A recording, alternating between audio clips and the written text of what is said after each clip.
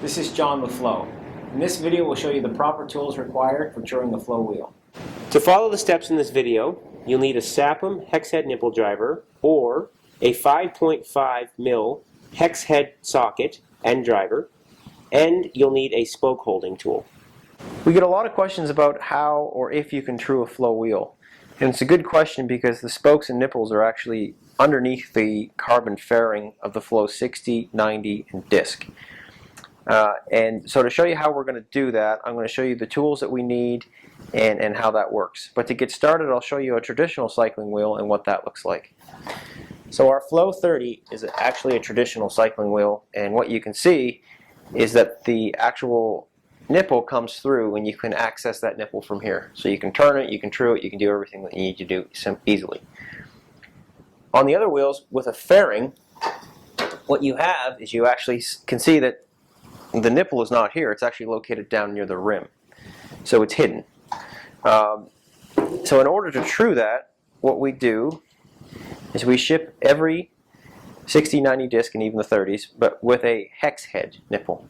So what that means is you can take a tool from SAPM, which looks like this. It's their hex head tool. It's a 5.5 mil hex key. And if you don't have one of those, you can pick up something at your local hardware store.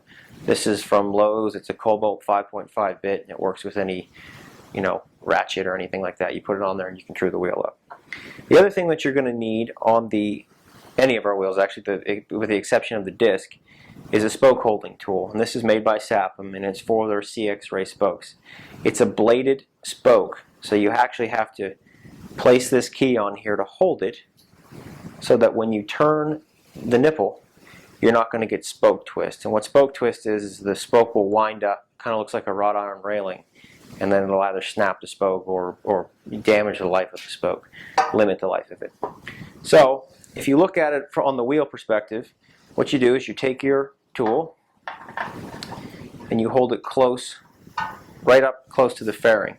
And all of our spokes are specially designed so the bladed section is actually just ending right here at the fairing, and we have those custom made at SAPM. So if you ever need a new spoke, make sure you get in contact with us for the 60s and the 90s if we can get you the spokes that you need, because you won't find them anywhere at any stores.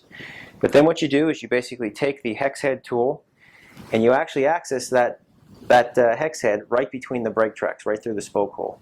So you actually place this in here and you just wiggle it around until you feel it fit right on top of the nipple. And then you hold it, and you can turn it to true it. If you're going to have it trued, make sure you take it to a proper builder, somebody that puts it in a truing stand. This video is simply to show that you're not going to, just the tools, we're not going to actually show you how to true it, but basically that's how it works.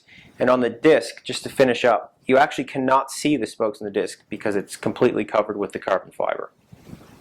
They're laser spokes, which means that they're round, they're not bladed like this, so you don't have to worry about holding them. But you will actually have to get to a builder that knows what they're doing. A lot of times you use a tension meter on the spokes to make sure that you're setting the tensions properly.